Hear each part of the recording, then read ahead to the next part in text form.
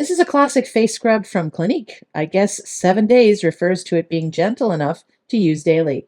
It comes in a simple squeeze tube, and the texture is a creamy white formula with very fine exfoliating particles. When you spread it on the skin, it feels like a cream with a bit of gentle grit. The formula uses ingredients like silica to create that light scrubbing texture. I've been using this product for years. It's also fragrance-free and dermatologist developed, which is something Clinique is known for across many of their skincare products. And to use it, you just massage a small amount onto clean skin and then rinse it off. I usually use products like this a couple of times a week as part of my regular skincare routine. The tube packaging is easy to keep in the shower or by the sink, and a little product goes a long way.